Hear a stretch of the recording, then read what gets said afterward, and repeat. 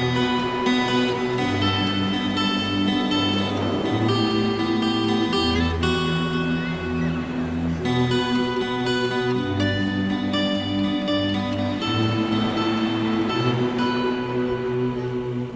and welcome to another episode of Pedder Unplugged. I'm Tabatha Badger.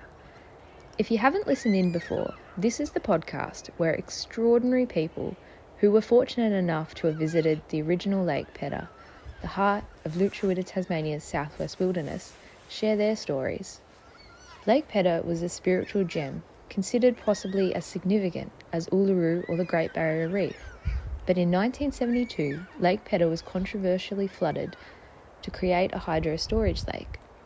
The environmental crime had a significant impact on society and those who came to know Pedder.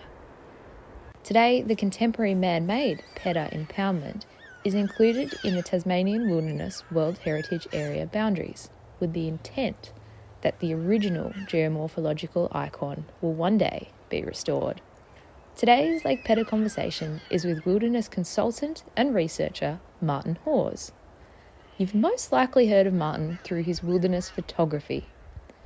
Now, despite the Pedder Impoundment being highly visible from many remote locations that Martin visits, you won't see the Pedder Impoundment featuring in any of his images. Martin explains why, and we discuss the scenic and remote values of wilderness. Martin recalls his trip into Pedder as a young teenager, and we delve into the practical and philosophical discussion about Pedder's wilderness values and impacts, as it is today and restored.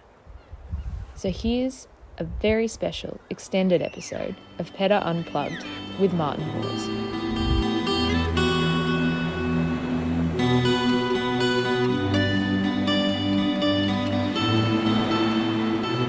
My family didn't own a car in the UK, which in those days was fairly common.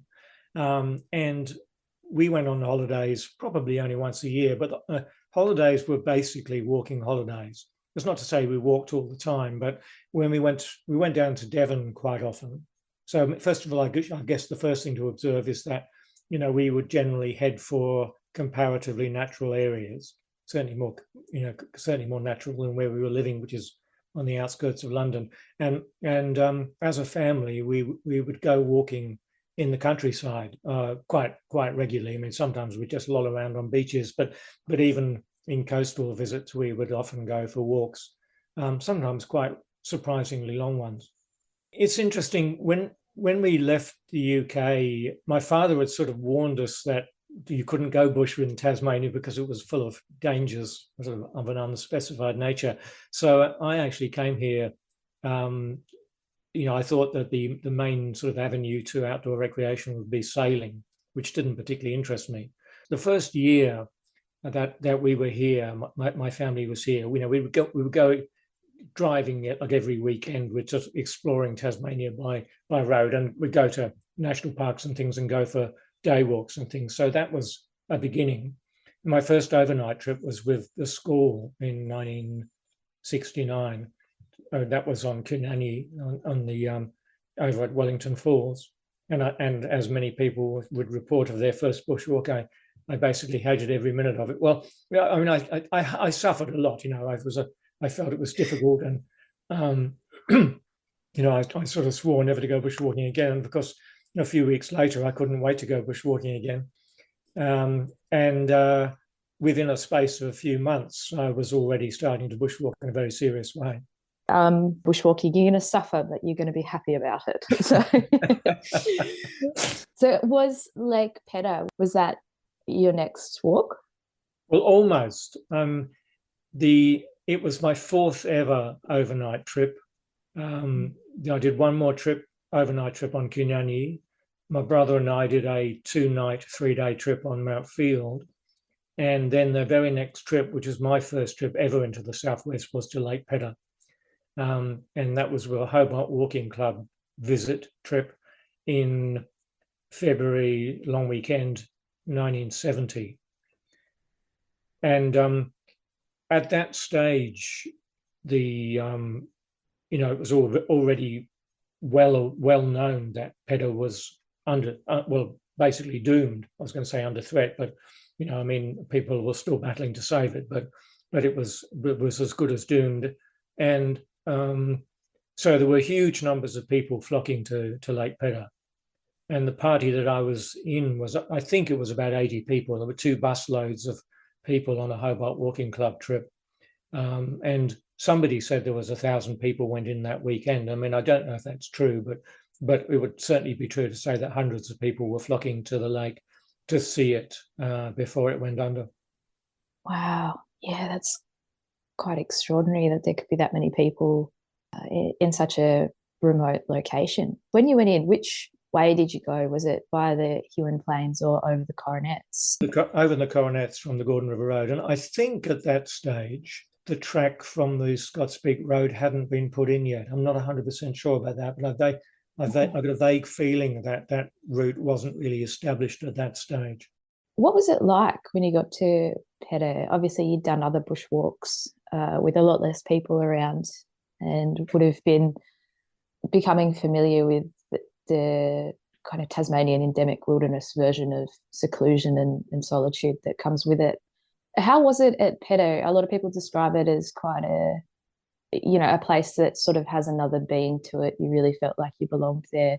Did you still get that feeling when you were there with so many other people around? Well, as you sort of asked many questions. Yeah, you can take it whichever way you like. It was very early days for me in terms of having any sense of relationship to the landscape, certainly the Tasmanian landscape. So, I don't remember feeling, oh, I wish there were fewer people here. Part of the answer to what you've said is that, it was a 3-day trip, so we had 2 nights there, and so the second day, basically, our party dispersed in numerous different directions, and I ended up in a party of just 2 people heading up the Franklin Range, and I took a photograph looking back to Pedder, and there's no one in sight. Now, that may be because the resolution of the camera wasn't particularly good, but I think it was a tribute to the vastness of Pedder that even that many people, hundreds of people, they kind of vanished into the sand dunes. Now, I was camped in a party, I remember camping in a place where there were certainly people around, and I remember sort of talking to people. I think there were campfires and talking to people. So I was certainly aware of a social presence, but certainly part of my memory of that trip was day 2 when I ended up with a party of 2 people and no one else around and no one else in sight. The other, obviously it's a very, very long time ago. Memory does fade. But the other thing which stayed with me most of all about the trip to Pedder was that second morning, walking along the beach as the mist was clearing. The thing was, my brother and I had extraordinarily good luck with our initial bushwalks because we had good weather on a succession of walks. And the Lake Pedder long weekend was crystal clear and quite hot, but it was fine weather for 3 days. And that second morning, the valley and the lake were blanketed in mist. So walking along that vast lake, which is about the size of like a 747 runway, and the mist clearing to reveal the surrounding mountains, that's one thing that I do quite clearly remember. Mind me asking, how old were you when you walked in? I was only 13 at that time. It's a good age to start. You're very impressionable at that age. And man, what an impression. Do you remember getting a sense of how the other people that were visiting Pedder that weekend felt about the experience? Were most people there to kind of say that they'd seen this magnificent place before it was flooded? Were they mourning the future loss, or was there any kind of sense of what was to come around the campsites between the other people? Look, if there was, I didn't pick up on it. I think probably at that stage, particularly, I wasn't a particularly socially aware person. I'm probably still not, but that's a slow learner. But I didn't get that sense, from what little I can remember of talking around the campfire. I don't really remember there being, a sense of foreboding or loss or anything like that. It's certainly the case that one could say with confidence that most of those people who went to that lake were there to see it before it was flooded. And there certainly would have been people there who, were probably feeling very, very distressed about that. The one, when I say I was in a party of two, my companion was this chap called Tony Moskell, who I ended up doing quite a bit of walking with over the years. He was quite a bit older than me.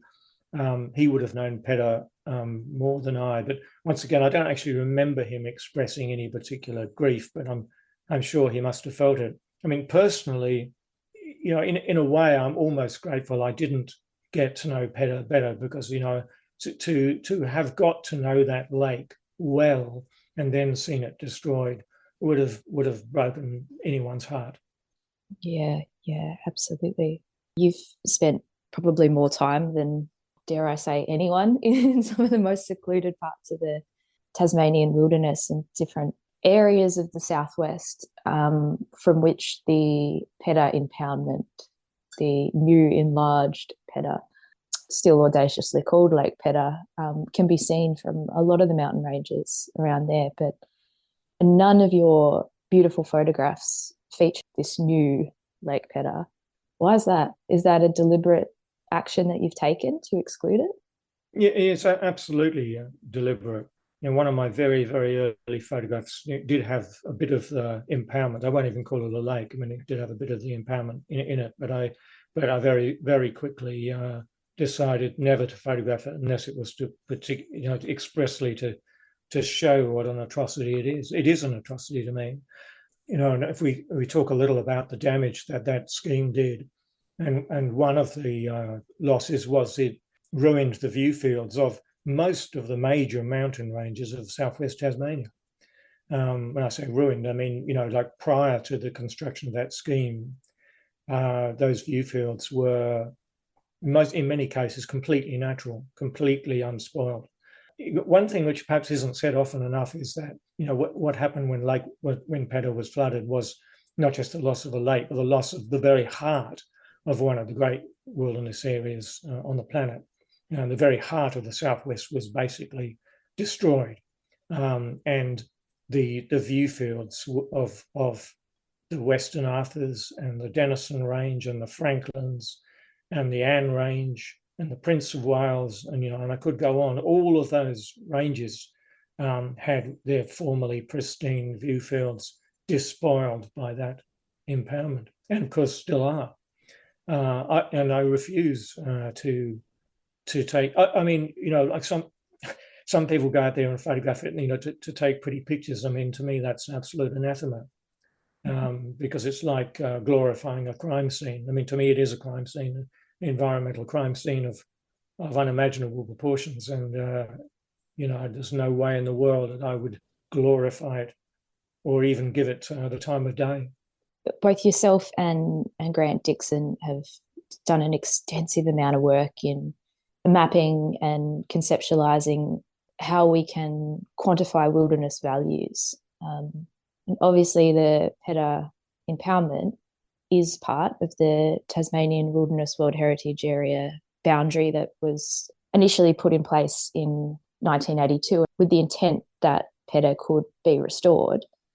What, aside from the scenic values and the obvious environmental and biodiversity destruction that the flooding caused, are there other side impacts that Pedder has on the wilderness values of the area in terms of the man-made structure that's present to make that scheme happen? The short answer is yes. I mean, you've mentioned the environmental destruction, which is like the immediate physical impact and destruction, and you've mentioned the view fields. And without getting into too much detail, the third major impact, which I think is extremely relevant to wilderness, and Grant certainly agrees with me on this, is remoteness, the impact on remoteness. Because, I mean, the heart of the work that Grant and I have been doing for a number of years now is trying to underline the message that remoteness is a very critical value of wilderness.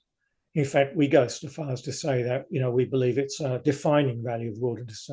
There's disagreement with that, but even if one doesn't define wilderness in terms of remoteness, it definitely needs to be recognised that remoteness is very important. And I mean, remoteness again can be defined in various ways, but in terms of the recreational and cultural values, from contemporary cultural values of wilderness are concerned, just the access time is very relevant. And look at what's happened to the places. I mean, prior to that scheme going in, places like the Western Arthurs, the Anne Range, all of those ranges I mentioned, took days to reach, even to get to, let alone to get, to climb and walk in.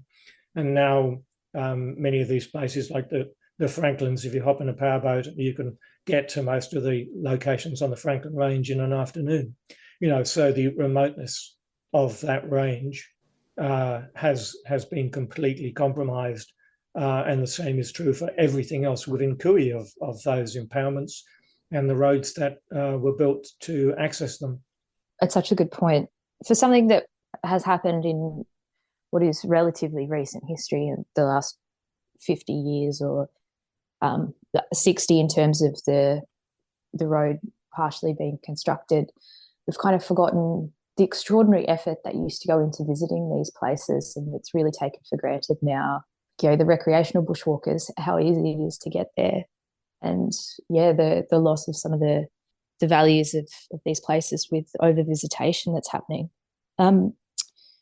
Another point is the dam infrastructure. Obviously, it's a man-made structure. They are the sections around the dam. The land tenure is excluded from the management plan, but it doesn't mean that it doesn't have effects on the surrounding wilderness areas. A point that you raise, which I completely agree with you, we often neglect, is the impact of things like the transmission lines and what impact that has for the Pedder scheme, which is only a very minute amount of power in the scheme of things across the state. Yeah, well, just on the transmission line, I mean, the main transmission line from the Gordon Power Station follows the road fairly closely for, much of the, through much of the southwest. But once you get to Frodshams Pass, it shoots off across the Upper Weld Valley. So that transmission line destroyed the wilderness values of the Upper Weld Valley, which, again, that was one of the most untouched, pristine places. And again, I'm talking from a historical perspective. I'm not, in any way disregarding the Aboriginal prehistory of that place, which, again, I mean, who knows what values there may be in that valley that are yet to be discovered from that perspective. But the fact is that prior to that scheme going in, the entire Weld Valley was in essentially one big slab of unroaded and largely untracked wilderness. Most of it heavily forested, and most of it from a recreational point of view, and even from an exploitative point of view, unexplored country. And then once the scheme went in, a road and a transmission line were carved across the northern end of the valley. And I mean, even the tail end of that scheme, comes over the back of the foothills of Kunyanyi and down into Glenorchy, I think. And I mean, there's a great scar on the foothills of Kunyanyi behind Glenorchy, which I believe is due to that scheme as well. So the environmental effects are wide-reaching. And just on that point, I think one thing that needs to be remembered is that, I mentioned before, it wasn't just about a lake. And obviously there's two massive impoundments out there, the Gordon Impoundment as well as the Huon Serpentine Impoundment, which has been misnamed Pedder. Obviously the total area of those is vastly greater than the original lake, by orders of magnitude. And there was so much that was lost and destroyed over and above the Lake Pedder, the Serpentine Valley and the whole of the Middle Gordon and all of its tributaries. Many of which, again, were largely untouched, from in the 1960s. And in some cases, those tributaries have completely been submerged. In other cases, just the lower kilometres. But, who knows how much rainforest and how many unknown waterfalls and how many gorges and how much Huon pine and how much, other, species in the rainforest were drowned, unrecorded and unknown. Extensive the loss is just completely unfathomable. And you wonder also culturally what significant sites Yeah. were around that weren't mapped at the time. But one day the impoundment waters recede. What could be found under there and rediscovered is very exciting. You have a new book out called Unexplored, and there's quite a few unique things in the book. I don't want to give too much away because I'm hoping everyone listening will go out and get themselves a copy because it is absolutely brilliant. But the most obvious thing that I really want to ask you about is the front cover. It's a wilderness photography book, and it's a black cover with the title on it without any image of wilderness. Why did you take that approach? Well, first of all, I must correct you. It does have an image on it, which there was texture on it, which is good old Barra rubioides. Good old Barra. Good old Barra. I wanted to do something different. I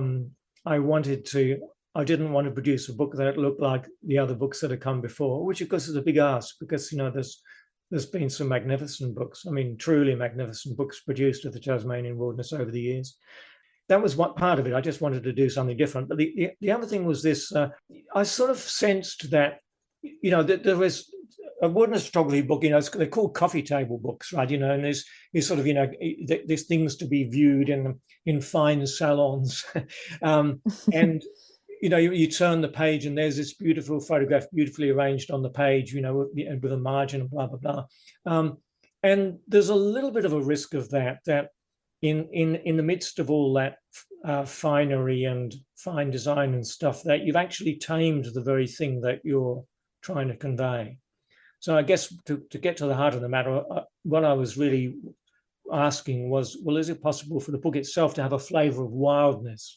For it not to simply be a beautifully designed mausoleum of photographs of the wild, but I wanted it to do two things. I mean, I wanted a sense of reverence to come through. That's important to me, extremely important. I wanted those photographs to speak with reverence of the incredible power and beauty of that place, but at the same time, I wanted the text speaks of that reverence, but it also speaks of the incredible hardship and the sheer suffering that goes on in getting to some of these remote places, many of them. And of course, it's that hardship and suffering and difficulty which is the main reason those places are still wild, and particularly the scrub.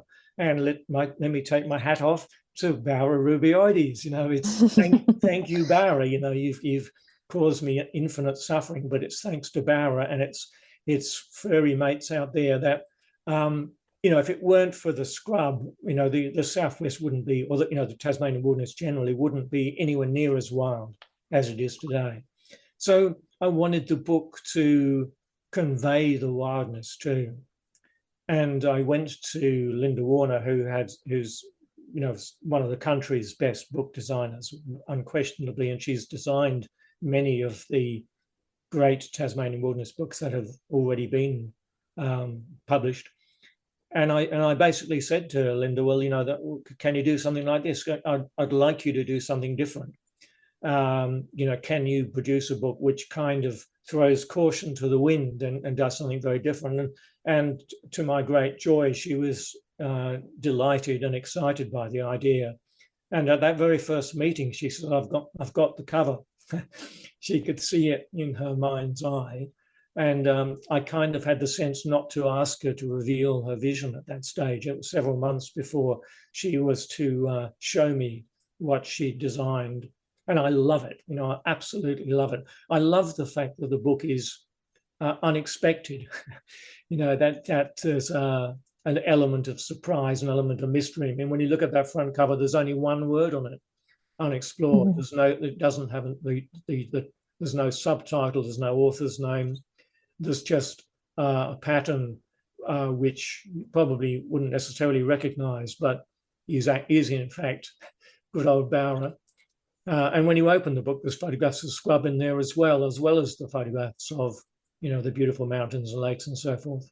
huge congratulations for being able to capture and put through the book all elements of walking in the Tasmanian wilderness. It's not just the pretty image of the sunrise at the end of it. You've successfully captured, as you say, the hardship of having to get to the place to then take the image, and then of course you've got to get home as well. So you repeat that tough journey.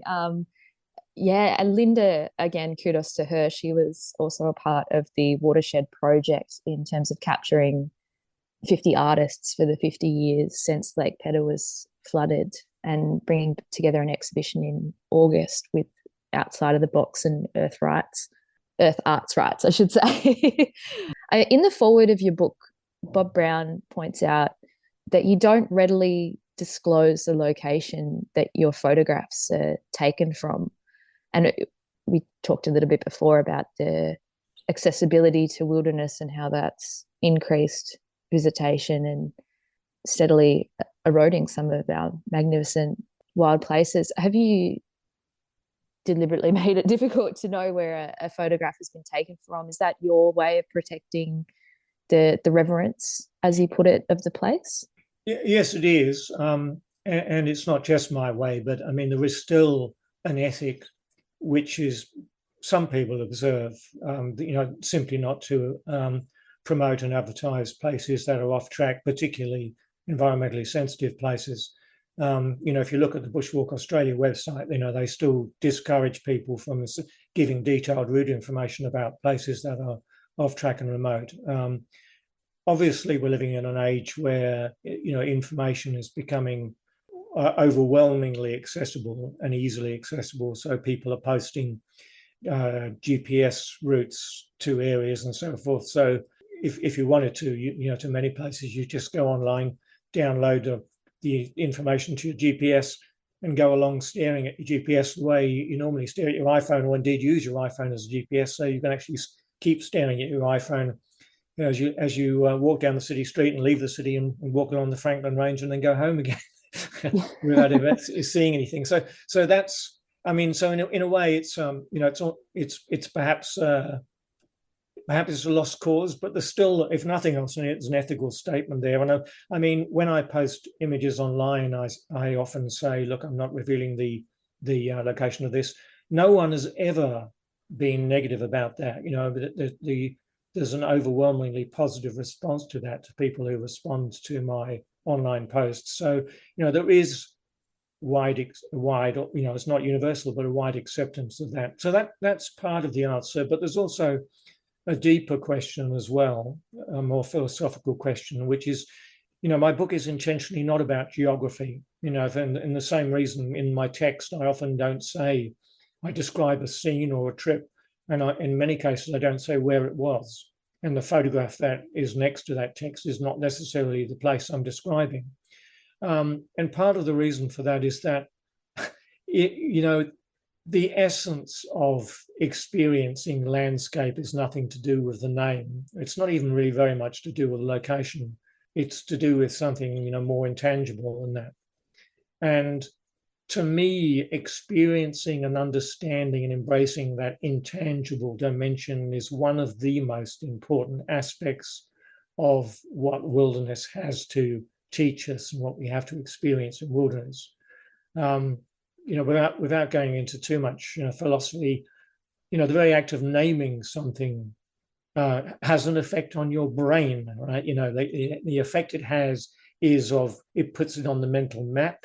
It tells you something about it. It tells you where it is. So you are formulating an image of that place, Federation Peak, quote unquote. And then you acquire other information and so on and so on. Now, the thing is, none of that information and that name is the place. It's such a fundamentally obvious point that we tend to trip over because it is so obvious. But the thing is, what I'm saying is, we are so deeply immersed in our thinking and in words, in language, and in the processes of the brain, that we become blind essentially to the world as it actually is. And part of the lesson of wilderness is that you are confronted in a very real way with the actuality of rain and mud and leeches and so forth in a non-verbal way. And part of the value of photography too is that it's non-verbal. So here am I waxing extremely verbal on the subject, but the point of it is that I'm trying to win the reader off the idea that it's about the name. It's not. It's about something much deeper and more profound than that. And in wilderness, the essence of a wilderness experience has got nothing to do with language. It's got to do with experiencing at a kind of cellular level the energies of the wilderness. That's really what I'm trying to drive at. In one section of the book, and this is the last bit I'll give away, I promise. It's the part that resonated most rawly with me, having until very recently generally been a solo bushwalker. And you talk about the feeling of occasionally being scared and the element of additional risk that comes with being in these wild places on your own. There's a sense also of belonging in these wild places. Wilderness is essential to our being as a human. We come from natural places. We are part of the earth. These ancient places have been here a lot longer than you and I. I was just wondering, is there any particular places in Tasmania, and you don't have to name them, of course, that you've been to where I guess you felt exceptionally at home despite its remoteness, and yet you have felt comfortable and safe despite everything that could possibly go wrong, given the unpredictable elements that we have on this island? And the reason I ask is a lot of people describe such a place as Lake Pedder. Yeah, well, it's funny you should say that, because I was going to say that, well, not exactly that, because I didn't have the chance to feel that at Pedder. But I think if Pedder hadn't been flooded, the answer for me probably would have been Pedder. And I'm not even sure that I can entirely explain that. The other part of my answer is that it's not so much a particular place, but rather the wilderness generally. I do have a strong sense of being at home pretty much anywhere in the wilderness. I guess it comes partly from familiarity. And obviously, as I make clear in the text, there are still times when it's very inhospitable and being there is, anything but pleasant. And there is still a sense of fear, and basically, you're fearing for your life. But I guess particularly over the decades, there is a greater and greater sense. If anywhere on the planet I were to name as, my real home, it's certainly the Tasmanian wilderness generally. But I guess there was something about Pedder, and Pedder because, Pedder was just an extraordinary place on so many levels. But it was such a welcoming place, in an odd sort of way. It was such an incredibly unhostile place. But having said that, I wouldn't say the one word I would never use about, the Tasmanian wilderness is pretty. You can never say it was pretty. I'd even hesitate to say it was beautiful, because, the reason I hesitate is because the language is falls short, because, the word beauty is, it's only one word to cover so many things, but there was always this wild edge, like a blade almost, to the Tasmanian wilderness. There still is, and to Pedder, for all its beauty and its peace and so forth. There was always this kind of, I can't explain it better than just say there was an edge to it, and that edge was its wildness. The wildness. You see, the thing about wildness is that, and this comes back to fear. It confronts you with your own mortality and your own feebleness in the face of the elements and the face of the cosmos. It confronts you with the fact you're basically a piece of walking meat with a very temporary existence on this planet, which is confronting. But the fact, it's also the fact. And even when we sit in our comfortable homes, it's still the fact. I mean, there's no amount of comfort can ultimately deny that. And I guess the thing about wilderness is that when you basically lower your defenses, there's the keen edge of that wildness, which is not comfortable, but at the same time, there's an incredible joy in it. Certainly, being in the wilderness, and if you are at terms with the finite nature of our being on this planet, it's very humbling to walk through the wild places and take into consideration the thousands of years it's taken to form the ecology and the symbiotic relationships that are happening throughout the landscape, which you're just a tiny part of, both physically and in the grander sense of time as well. Well, just to pick up on that, I mean, I'll give something away about my book. Okay.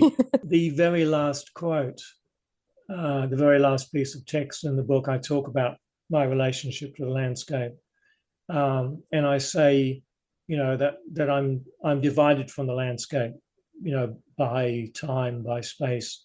The fact the landscape has been doing its thing for, I'm told, billions of years, and here am I at the sort of the end point of this extraordinary chain of evolution that's been going on also for billions of years. But I think again part of the deep experience of wilderness is that despite this separation, actually you're on the same wavelength. There really fundamentally is no separation. You are part of that landscape. That's the extraordinary revelation. You are at home there. You are in the cosmos. You are part of it. You are with it. And fundamentally, at source, you are the same thing. Part of the predictability of the natural world is that inevitably it will survive with or without humans. At the moment, we're doing an extraordinary amount of damage to the planet, to the climate, to biodiversity.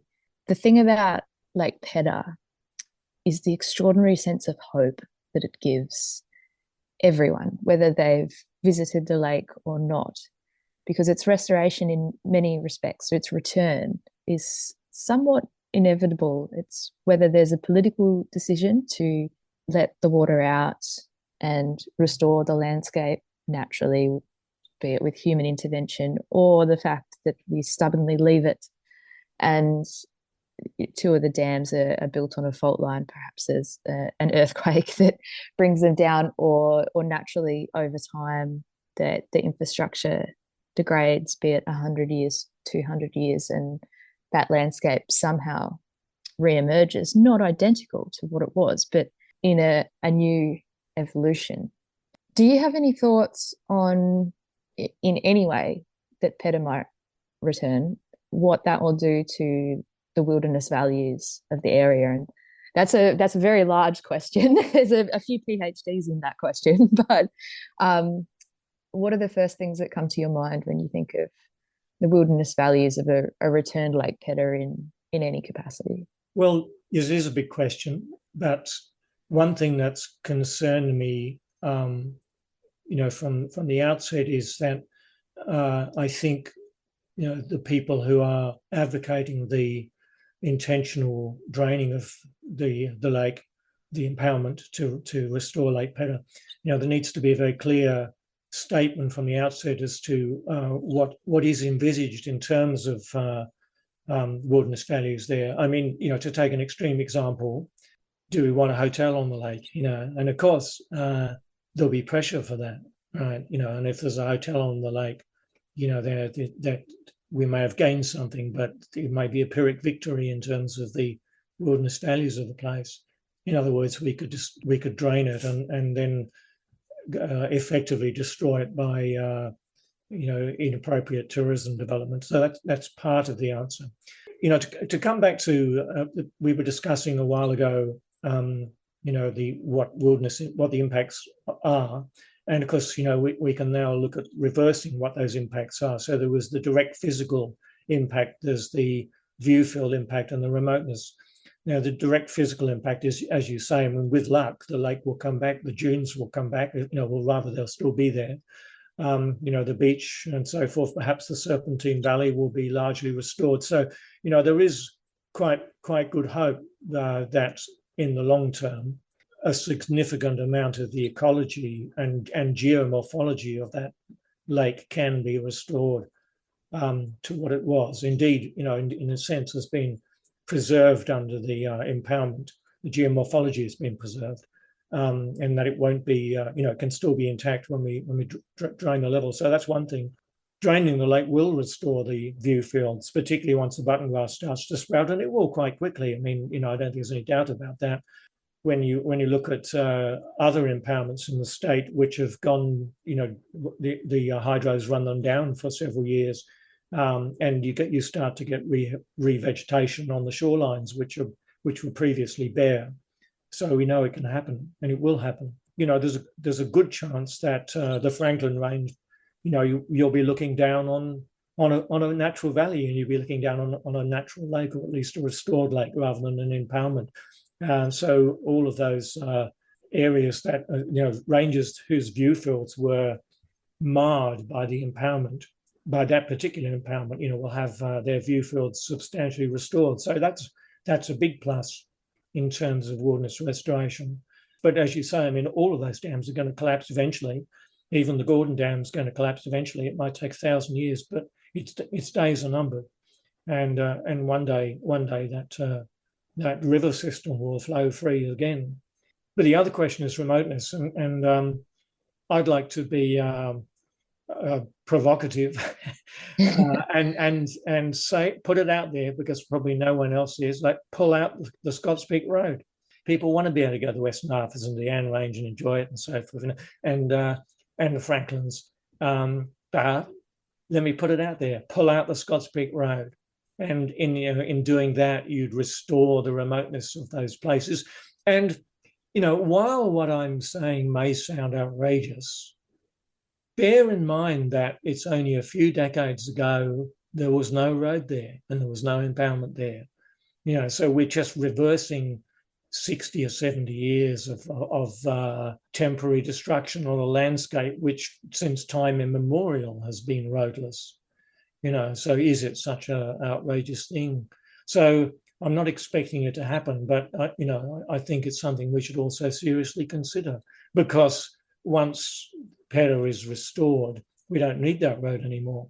There won't be no. I mean, it'll take a while to pull out those dams, and the dams can be pulled out. You've probably seen those YouTube clips. They're in a frenzy of dam deconstruction in the United States. I just read the other day there's another series of 3 dams are going to be pulled out on some river in the United States. And they go in and they tear the dams to pieces, completely demolish them. So pull the dams out and then pull the road out as well. Then there'll be some real wilderness restoration happening, and the Western Arthurs will be restored to its previous remote glory, and so will the Anne Range. It's not such an outrageous suggestion. We do have to ask ourselves, anyone out there walking, ethically, what right do we have to be trampling a landscape that's millions of years old simply to bag a peak? It's questionable, and you'd think taking longer to get out there, the greater commitment that it would have if you had to walk that bit further to reach the Anne Range, to reach the Western Arthurs, what greater satisfaction that would bring when you did make that commitment as well.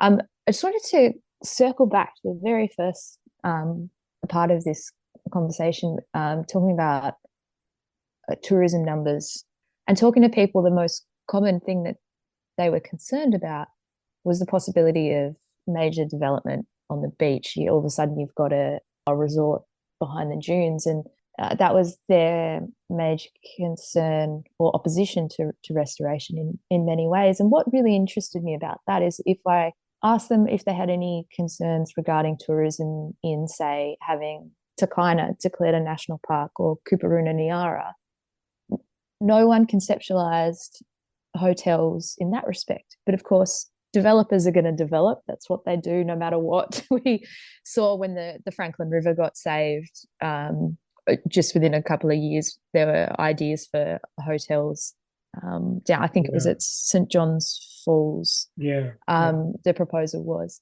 And it just interested me that when we talk about restoration, and not just Pedder, but other places around the world, the tourism side of it and future development holds people back. But that's not a consideration that we have when we're talking about protecting a place initially. And I'm not sure if that's because there's already impending destruction from mining or logging at extractive industries like that. Just make it crystal clear that my concerns about possible tourism development don't in any way reduce my desire to see the lake drained. It's a concern, but it absolutely should be. It absolutely should be drained.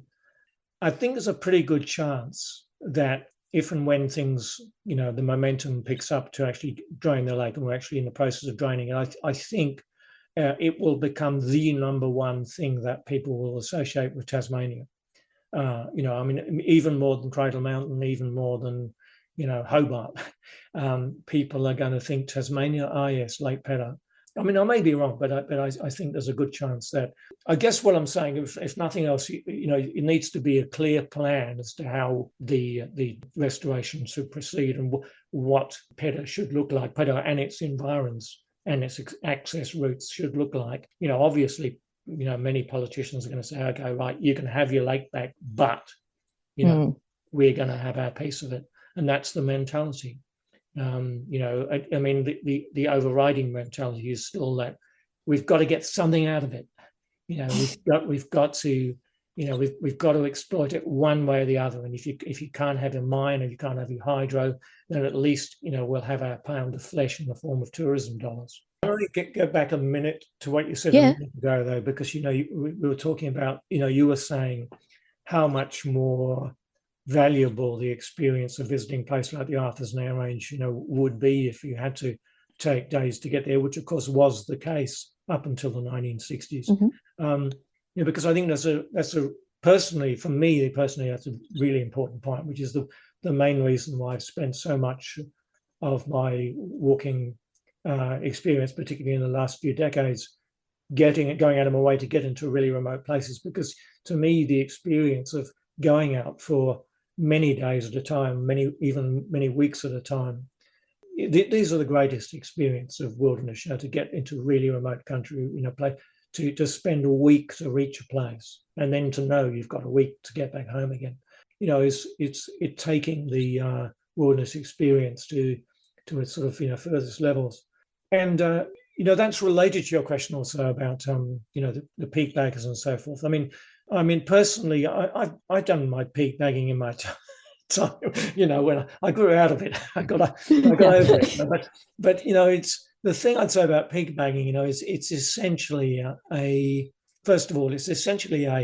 egotistical pursuit. Let's be simple about it. Let's say it the way it is. It's ego. So how many peaks have you got?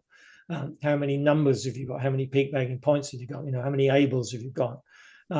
It's actually quite destructive environmentally, and it's put on it's made targets out of quite a few mountains which were previously pretty much unknown and untouched, and so there's now tracks developed to places which were previously untracked, and there are now names on peaks which are previously unnamed, and again, getting back to my previous point about naming, that's a loss too, not to be underestimated. But I'm kind of juggling two thought streams here. The key question is, what's it all about? Why are we going into the wilderness, right? That's the key question. Are we going to feed our ego by getting a few more peaks under our belt, and to stick the sticker on the car, which is I conquered Federation Peak, or I survived the Overland Track, or whatever it is. So it's all about me, and I've ticked off something else on my bucket list. So life itself becomes a glorified bucket list, and at the end of it, they bury you with your bucket. Thanks very much. What the heck was all that about? Is there something else that much richer and deeper that we can find in wilderness? So And I don't want to, sort of make it an elitist, kind of, I don't know how to put it, but I mean, I don't want to take the whole thing too seriously. I'm not saying that people shouldn't enjoy themselves in wilderness, but what I am saying is that wilderness is precious, and it's rare and it's precious, and we're still losing it hand over fist globally. And rather than simply treat it as a recreational resource to have a bit of fun in and boost our egos, that there is something actually much more sublime that we can touch in it. And the long journeys are an important part of experiencing that and coming into contact with it. You see, there is something about the concept of a pilgrimage. I mean, I'm not a religious person, but you have to recognize that there is some truth underlying this. The idea of a pilgrimage. I think I was just thinking about this morning, that the thing about a pilgrimage is the journey on which you let things go. You drop your daily life and you drop your daily concerns and you drop your egotistical thoughts. And at the end of that journey, you're simply empty. There's an old Zen story about somebody who goes to a master, please tell me truth. And so the master says, would you like a cup of tea? And he says, yes, please. So he holds out his cup and the master fills his cup. And then when the cup is full, the master keeps pouring tea. So it's spilling all over the floor. And he says, well, hang on, what are you doing? The cup's already full. And the master says, yeah, look, if you want to be able to take the tea, your cup needs to be empty. The point of that is that in order to receive what wilderness has to teach us, you need to go with little baggage. I mean, you still may have a heavy pack, but I mean, mentally, you need to be there with nothing more than your survival needs, and that's about it. Everything. That's part of the human condition, is that in order to touch what is most fundamental in life, you need to be exposed to life. You go on a 2-week journey into a remote place, and 1 week out from civilization, it's just you and the bush, basically. All of the civilization stuff is long since forgotten about. It's just a speck on the mind's horizon, and it's just you and the wind and the lake and the bush and your fundamental needs, and that's it. And in that space, you touch something, and you touch the beauty of wilderness, and you touch the beauty of the cosmos. And that's why long journeys are important. And that's why I would say that, if you do pull out Scott's Peak Road, the experience of going to the Western Arthurs, it may take longer and it may be something that you can't do very often. But when you do it, it will be something of ineffably greater value than it being a weekend trip. Just one thing I would say, I've said a few times in the past, I feel that Pedder was Lutruwita's spiritual heart. I mean, I guess, that I'm just speaking personally. I can't claim to know this for a fact. But, I do feel that it had that stature, that it was Tasmania's Uluru. There's something about it, and again, I'm talking about things which are hard to put into words, because I don't think we've got the words to say these things. I mean, like, for example, there is this Chinese notion of, and I don't know how to pronounce it, is it feng shui, I'm not sure, which is an idea that the position of things, the relative position of things, has an effect on energies. It certainly has an effect on psychology. I mean, and it seems to me that there's probably some truth underlying that. You have this extraordinary lake, in this vast valley with these mountains around it. There was something about the energy of Pedder which was truly extraordinary, even above and beyond its physical beauty. It's like a sort of a compass almost, sort of aligning itself to the energy of the entire state. I think, you talked about hope that will be unleashed if when Pedder is restored, and I think that there is an element that when that lake is restored, it's restoring some kind of powerful energy, for this for this state and perhaps even for the entire planet. You talked at the beginning of our talk about, I can't remember exactly how you put it, but basically, that you forget what things were like. It's easy to forget. I mean, we in a sense, each of us isn't on this planet for very long. We tend to forget what things were like 50 years ago, and it's for a young person who was born after Pedder was flooded. It's that's their whole life. Those impoundments have been there, and that's the way things are. And it's the idea of the lake is history in a sense. So there is that, in a sense, there's a risk of forgetting what was, and more to the point, accepting a degraded planet as being the way things are and therefore the way things need to be.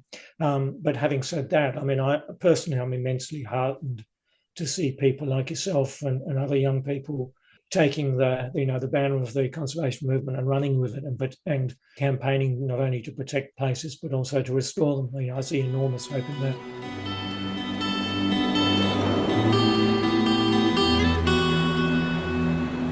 That was episode 13 of Pedder Unplugged with Martin Hawes. We'll pop a link in the episode notes to Martin's website, where you can view his photography and check out his new book, Unexplored. As always, if you'd enjoy today's Pedder podcast, please rate the show or leave a review on whatever platform you listen in from, or share the show with a friend. You can learn more about the Pedder story at lakepedder.org. I'm Tabatha Badger, and thanks for tuning in to Pedder Unplugged.